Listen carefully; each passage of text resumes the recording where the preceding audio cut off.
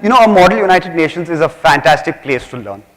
Besides the debating and the research that you get to learn about, the skill set that you get, especially if you're interested in policy and politics in general, I think a model United Nations is a great place to start. Today I wanted to speak with all of you about young people, something that I call positive activism and the SDGs. When I was growing up, when you thought about sustainability or the environment, one organization that came to mind was Greenpeace. You think about 4 or 5 people, young people that got onto an inflatable boat, drove up in the middle of the ocean, stopped an oil liner just to prove a point. You'd have 7, 8 people that climbed up a building, put out a poster there just to placate the government and say, what you're doing is wrong. They tried to force the government as much as they could to try and say that sustainability was the way. Greenpeace and organizations such as them have done a lot to bring to mind issues of sustainability. But today, when you think of sustainability, people like Afroz Shah come to mind. Afroz Shah is a young boy from Mumbai who looked out his window one day and saw a pile of garbage. He stays on Warsaw Beach. He and his neighbor, his 84-year-old neighbor, decided that they have to clean up the beach. They didn't petition the government. They didn't file something in the High Court. They did not tweet about it. Instead, he and his 84-year-old neighbor decided that they will go out every single day. They will motivate slum dwellers. They'll motivate celebrities, politicians, and bureaucrats to come out every single day and clean the beach. 140 weeks later, the Warsaw Beach in Mumbai is spotless. In 2014, just after we won the general elections, a young boy who was about 16 at the time, Arsh Mogre, he came to me and he said, Madhukeshwar, the streets around where I live is very dirty. I want to do something about it. So he got a few of his friends together and started cleaning that area. He not just cleaned it, he painted the walls around it and sensitized people about the need as to why that area should be clean. Arsh motivated more of his fellow colleagues, more of his classmates, more of his batchmates, and formed an organization called Swachhalaya.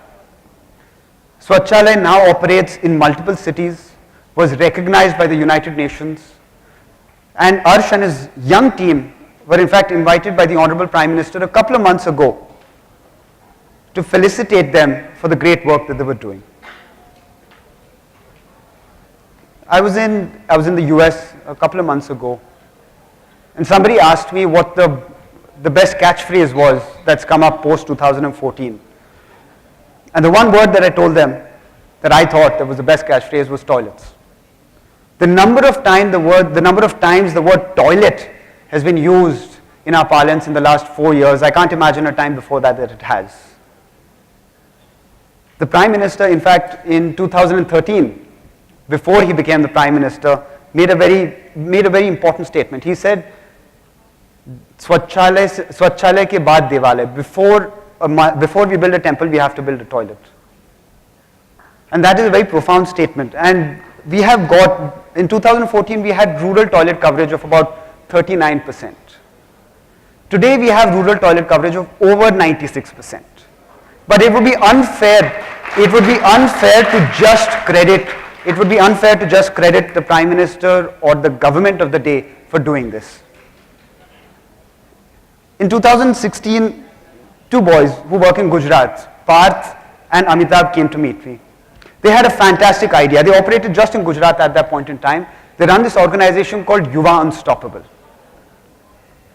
What they do is they identify schools in villages as well as in cities that either don't have toilets or that have dilapidated toilets. They go to funds, they go to corporate houses, they get money from them, and they build toilets to a certain standard, to an acceptable standard. But what is most interesting is that they get KPMG, McKinsey, or one of the consulting groups to actually do a due diligence on whether each toilet seat and each toilet that they've built is up to a certain standard or not. The KPMG or McKinsey or one of their consulting groups, in fact, does a diligence after a year after building the toilet to see if students are actually using that toilet or not. In fact, when I was looking at this example, when I was thinking about it, I think this fits perfectly into the broad topic of what you guys are here for. You have all non-state actors that are pushing a sustainable development goal. And I think You Are Unstoppable is the perfect fit for that. How many of you here have heard of Global Citizen? How many of you know of it as Chris Martin and Coldplay coming and performing here? I'm glad, because Global Citizen, the reason why Global Citizen was formed was to end extreme poverty globally. And when they came to India, I was part of the core team that brought them to India. When they came to India, we got over 90,000 people to attend the event in Mumbai. It's the largest event in history that we've organized. We had world leaders, we had Indian leaders, we had corporate leaders that all came on stage, all for the Sustainable Development Goals. We got them to commit over $5.9 billion, not to the government, not to the state. We got them to commit it directly to implement the SDGs. But if you ask me whether the Global Citizen Concert or the Global Citizen event is a showcase for why young people can come together to fulfill the SDGs, I would say that would be incorrect. To my mind, the best example, Global Citizen happened on November 19th of 2016. On the 20th of November, the next day, at 6:30 in the morning, Arsh and his group of 20 people put on their plastic gloves, put on their masks, got their garbage bags out and cleaned every single square inch of that 2-acre piece of land. That in itself shows me that young people like Arsh, Afroz and Parth and Amitabh don't want to depend on the government, don't want to depend on the state to ensure that the Sustainable Development Goals are achieved. They want to ensure that they come together, motivate their fellow young people and work towards building a better environment. Before I end today, I want to speak to you all for just 2 minutes about something that's really important to me. I want to speak to you all about privilege. It's taken a long time for me to understand just how privileged I am.